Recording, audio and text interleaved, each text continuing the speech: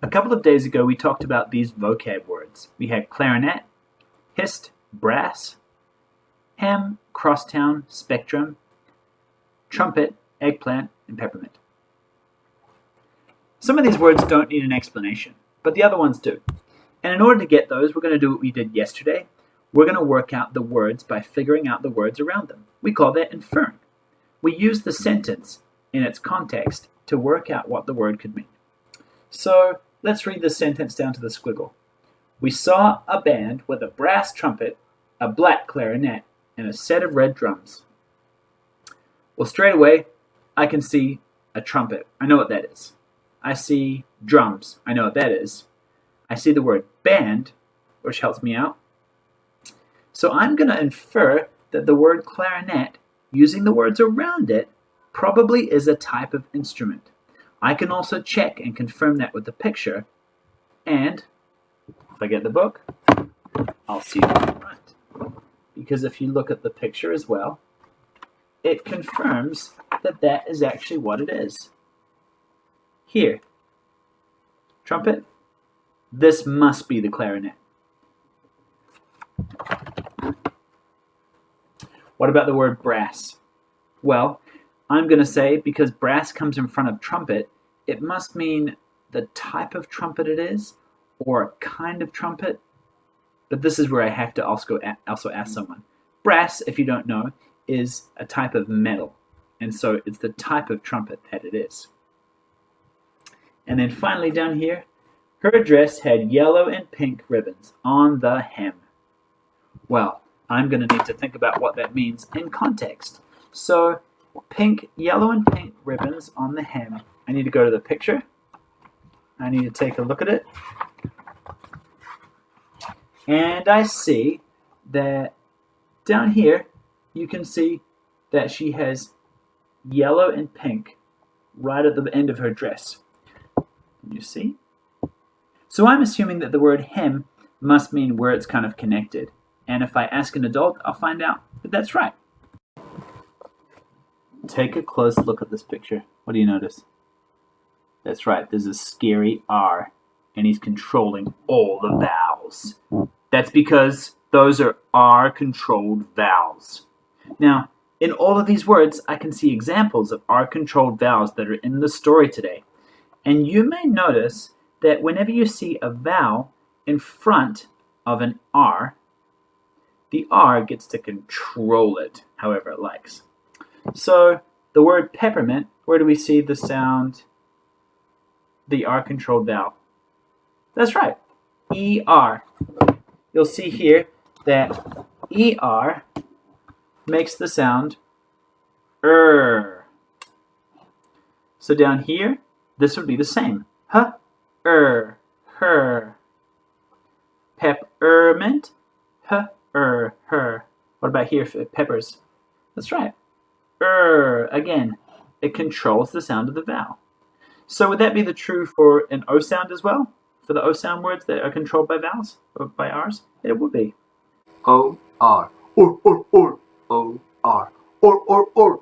I want more fish. Now like a seal. Make it believable. O-R. Or. O-R. Or. I want more fish.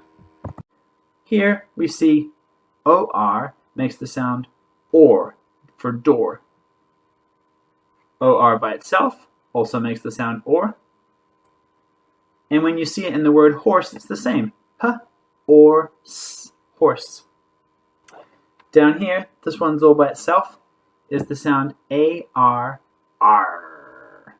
So anytime you see a vowel and then an R, it's probably an R-controlled vowel.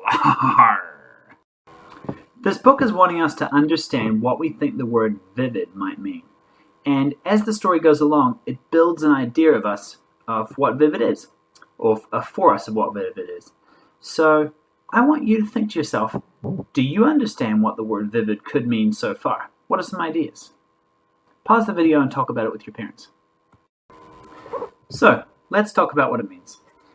I think the word vivid, when we've had it explained to us so far, means it catches your eye. When you look around the room, can you see something that jumps out at you that makes that you think, ooh, that would be vivid, or that could be vivid because it catches my eye straight away? What would be something you could see that's vivid? In this group of pens, what would be a color that really jumps out that's vivid? My eyes went straight to the orange because I felt like that was a vivid color. Did your guys' eyes go straight to the orange? Maybe pink? Maybe something else jumped out at you as vivid. Maybe we can't always decide what vivid is exactly for us. It might be different for other people. Stands out is another one. When you see this picture, what's the one that stands out the most? Probably the purple, right? You can see that it jumps out to you at your eyes, and it makes it that you think, I could see that being quite vivid. What we're going to do here is we're going to take a look and we're going to infer what we think they mean by this. So the phrase is, I did not step on one black crack as I ran. It doesn't tell you what he's talking about here, but using the words and the pictures in your schema, what do we think might actually be happening? Well, I hope you gave it a go yourself.